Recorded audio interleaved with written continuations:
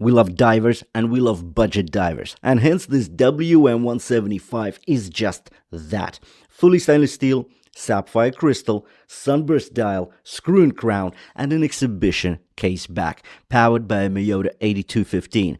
But it's not just the components, it's all about how this watch was put together. Like, this defies the price of $60 before tax. Now, there's a lot to say about this watch, and that's what we're going to do in this review.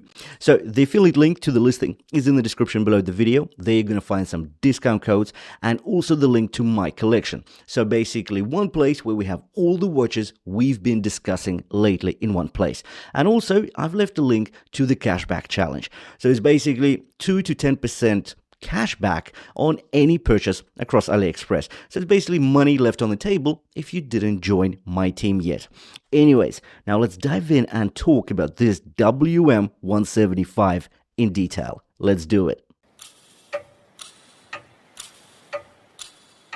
The WM175 is a bold, unapologetically rugged diver. A Seiko homage, yes, but one that takes a sharp detour into over-engineered territory. The case comes in at 44mm wide with a relatively lean 11.8mm thickness and a substantial 51.6mm lug to lug. The 22mm lugs tapered down to 20 at the butterfly clasp, a familiar profile, but the execution here is anything but ordinary. Now, the first thing you'll notice is the sheer number of angles on this case. The slab-sided profile is flat and broad, horizontally brushed for that tool-like finish, but there's a highly polished 45-degree chamfer that catches light and adds a touch of finesse. Then you hit the lug hoods, sharply angled, polished planes that slope aggressively downward in a geometric drop. They're short but impactful, almost architectural in their execution. The interplay of polished bevels and brushed flats give this WM175 a kind of visual complexity you rarely see at this price.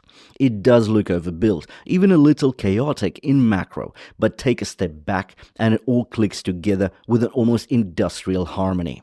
Up top, the bezel dominates the vertical profile. It's tall, imposing, and heavily notched. Not a coin edge, but more like the teeth of a machined gear.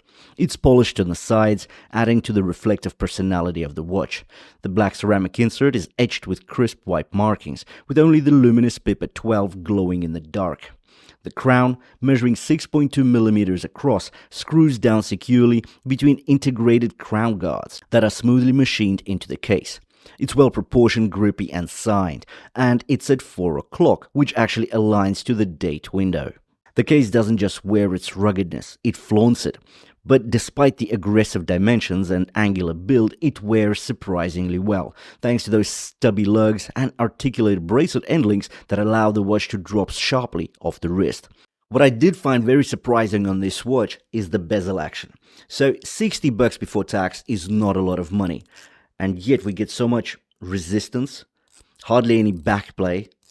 There's a lot to say about this bezel, but there is one drawback, and we'll discuss it now. What we get here is a tall, deeply notched gear edge bezel that's been spaced just right from the polished bevel of the case, giving your fingers a firm, confident purchase. The rotation cycle itself is hefty. There's real resistance here. It's not stiff, but dense and consistent. There's a measured spring tension beneath each click. That tension gives you a smooth yet tactile feedback, and most importantly, zero slack. When you stop turning, it doesn't meander, it doesn't float, it springs precisely into the next detent. There's no backplay. It feels dialed in. The only drawback, there's a slight misalignment at 12 o'clock. Minor, but noticeable once seen, and you just can't unsee it. It's not major, but I had to note it down. Still, the overall experience borders on premium for this price. A true surprise in the best way, really. The bracelet follows a functional 22mm lug width, necessary to balance the visual and physical heft of a 44mm case. It's a 3-link design that cleverly mimics a 5-link look. Those polished inner shoulders on the outer links frame the brushed central segments with just enough sheen to elevate the visual experience. It's pushpin construction, but at the $60 price point, we don't really expect screw pins. Polishing along the outer faces is clean, with no sharp edges anywhere. There's a subtle taper down to 20mm at the butterfly clasp, adding a whisper of sportiness and maybe a touch of elegance. The tolerances are not perfect. There's noticeable stretch between the links, but nothing offensive. Link fluidity and articulation are excellent, aided by shorter links, and though there are no half links, those shorter segments help nail down a good fit even with this butterfly clasp.